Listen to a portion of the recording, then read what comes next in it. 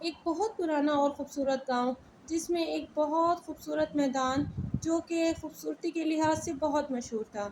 मगर वहाँ के लोग तरह-तरह की बातें करते थे कि वहाँ किसी जिन या असेब का साया है। इसलिए वहाँ सब जाने से घबराते थे और कोई उस मैदान में नहीं खेलता था। एक दिन 4 फुटबॉलर मैदान ढूँढने के लिए निकलते हैं कि हो सकता है उन्हें कोई अच्छा मैदान मिल जाए, जहाँ उन्हें कोई परेशान करने वाला ना हो और वो अच्छे से अपनी प्रैक्टिस कर सकें और वो फाइनल में आ जाएँ।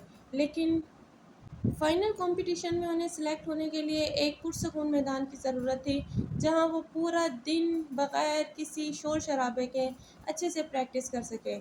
अचानक से उसे एक बहुत बड़ा मैदान नज़र आता है, जहाँ उन्हें कोई बच्चा, कोई शोर-शराबा, कोई गंद नहीं नज़र आता। वो अपने बाकी दोस्तों को भी आवाज़ें देते हैं कि आओ और इस मैदान को देखो, ये मैदान हमारे लिए बहुत मुफ़ीद है खेल के लिए। यहाँ हमें कोई परेशान नहीं करेगा और ना ही यहाँ हमें कोई परेशान कर सकता है। यहाँ तो कोई बच्चा भी नहीं नज़र आ रहा। मुझे लगता है यहाँ के वैसे तो ये बहुत बड़ी आबादी नज़र आती है, पर पता नहीं यहाँ कोई क्यों नहीं खेलता। उसके दोस्त भी इस बात को इतना गौर-व-फ़िक्र नहीं करते और वो उसको कहते हैं, अब हम क्या करें? चलो अच्छी बात है, हमारा तो फ़ायदा हुआ। बगल में छोरा और गाँव में ढिंढोरा। हमें क्या पता था हमारे करीबी गाँव में इतना बड़ा मैदान मौजूद है। हम पहले ही आ जाते हैं। हम कितने दिनों से ऐसे ही परेशान हो रहे थे। आज हमने फुल डे प्रैक्टिस करनी है ताकि हम कल फाइनल में सेलेक्ट हो जाएँ। ऐसे करते-करते वो पूरा दिन प्रैक्टिस करते हैं और उन्हें पता ही नहीं चलता कब शाम हो जाती है। उनमें से एक दोस्त घर जाने के लिए कहता है, मगर दूसरा दोस्त कहता है, "अरे यार! घर जाकर क्या करोगे? हमें कल फाइनल में सेलेक्ट होना है। हमें अभी बहुत सी प्रैक्टिस करनी है और बहुत सी प्रैक्टिस बाकी है। अगर अभी से घर चले जाएँगे तो हम हो सकता है सेलेक्ट ना हो। अच्छे से प्रिपेयर्ड होके जाएँगे ताकि हम चारों में से कोई टीम से ना निकल सके।" ऐसा कहकर वो फिर से प्रैक्टिस करते हैं।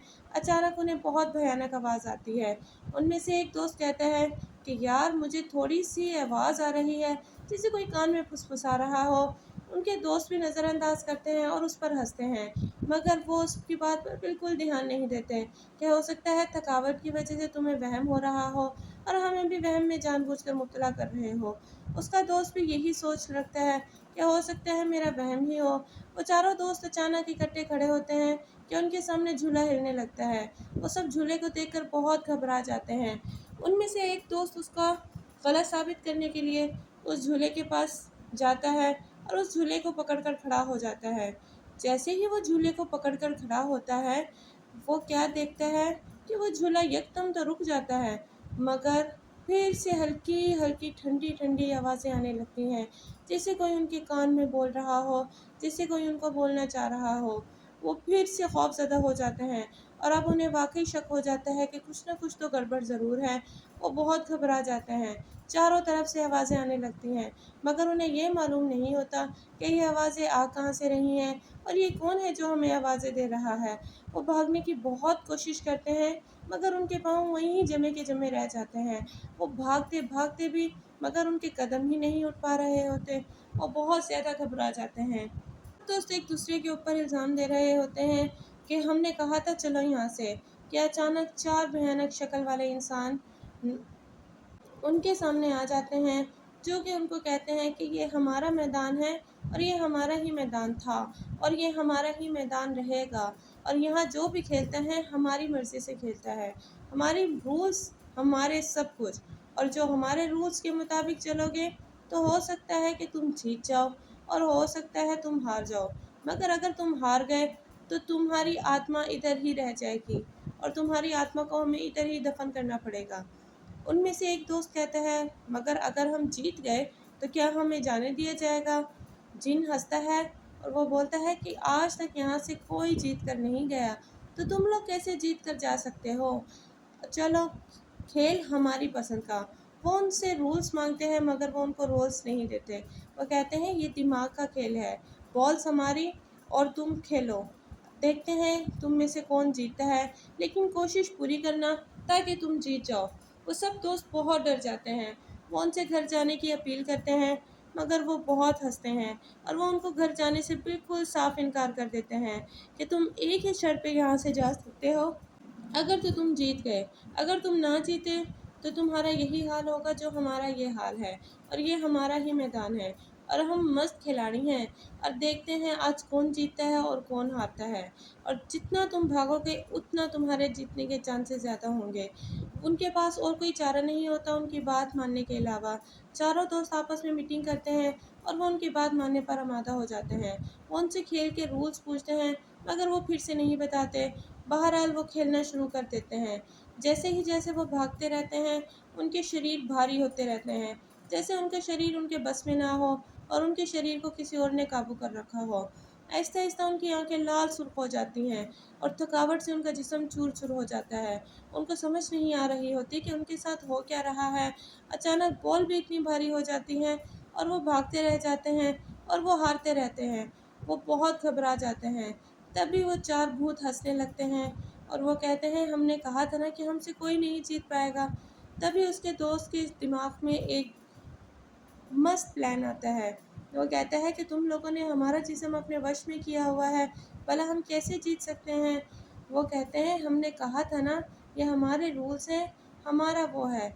हम जैसा चाहेंगे वैसे तुम लोगों को खेलना पड़ेगा। जितना तुम बॉल को मारोगे उतना तुम्हारी शक्तियाँ हमारे अंदर आती जाएँगी। अब ये तुम पे डिपेंड करता है। आराम से अपनी रूह को हमारे अंदर दोगे, आराम से हमें अपनी खुराक बनने दोगे या ऐसे ही सिसक-सिसक के मरोगे। मगर वो इस बात के लिए बिल्कुल आमादा नहीं थे। वो जान चुके थे कि अब उनका अंत होने वाला है। वो बहुत घबरा जाते हैं। वो मन ही मन में बहुत परेशान होते हैं। वो फिर से खेलने लगते हैं मगर वो नहीं जीत पाते। उसका दोस्त अचानक उसके दोस्त बहकी-बहकी बातें शुरू कर देते हैं। दूसरे दोस्त को नहीं समझ आ रहा होता कि आखिर ये क्या माजरा है। भूत उसे फिर से एक चांस देता है कि मैं तुम्हें आखिरी चांस देता हूँ, अब ये आखिरी मौका है। अगर तुम हार गए तो तुम्हारा अंत कन्फर्म है और हम भी तुम्हारी एक नहीं सुनेंगे और तुम्हें हमेशा के लिए जहन्नुम रसीद कर देंगे और ये तुम्हारे पास आखिरी मौका है और अब हमें तुम्हारी कोई बात नहीं सुनी। तभी उधर लड़के के जहन में अपने दादा का एक ख्याल आता है जो कि उसको बता रहा होता है कि भूत जो होते हैं, जो उनकी आत्मा होती है, भूत वहीं होते हैं जहाँ उनकी आत्मा दफन होती है। अगर तुम भूतों को भगाना चाहते हो और उनके चुंगल से निकलना चाहते हो तो उस जगह को चला दो ताकि तुम उनके चुंगल से निकल सको और तुम आज़ाद हो सको। ये सोचकर वो फिर से खेल के लिए भागने लगते हैं। तभी वो लड़का उन जिनों से बचा करके और उनकी नज़रों से ओझल होके भागता है और इधर-उधर देखता है। इधर-उधर देखने के दौरान उसको अपना बैग नज़र आता है। अपने बैग में से वो लेटर निकालता है और उधर जो सूखी हुई घास होती है उसको आग लगा देता है। जैसे ही वो आग लगाता है तभी भूत खड़े होकर उधर ज़ोर-ज़ोर से चिल्लाने लगते हैं कि ये तुम लोगों ने क्या कर दिया? तुम लोगों ने हमारी ये क्या मैं हम तुम लोगों को नहीं छोड़ेंगे, तुम लोगों ने हमें जला दिया। ऐसा कहकर वो लड़का गिर जाता है और वो अपने होशो-हवास में आ जाते हैं और उसकी दोस्तों की आँखें भी बिल्कुल ठीक हो जाती है। जैसे ही वो चारों होश में आते हैं, वो तेज़ी से भाग जाते हैं और मैदान के बाहर निकल जाते हैं। जैसे ही सुबह होती है, वो अपने खेल के लिए निकल पड़ते हैं और वो फाइनल में जब खेलने लगते हैं, तो वो बहुत खौफ़ज़दा होते हैं। मगर सब एक दूसरे को तसल्ली देते हैं कि चलो पुराना और बुरा ख्वाब समझकर भूल जाओ और अपने करियर पर फोकस करो। ऐसा कहकर वो खेलने लगते हैं और वो बहुत अच्छा खेलते हैं। बहुत अच्छा खेलते-खेलते वो जीत जाते हैं और उन्हें जिसके बदले एक प्राइज़ बॉन्ड मिलता है और वो सब फाइनल के लिए सेलेक्ट हो जाते हैं और सबके लिए एक वो भयानक ख्वाब रह जाता है। अब वो उस मैदान में जाने की दोबारा गलती कभी नहीं करते। Please like, share, comment, subscribe my channel. Thank you.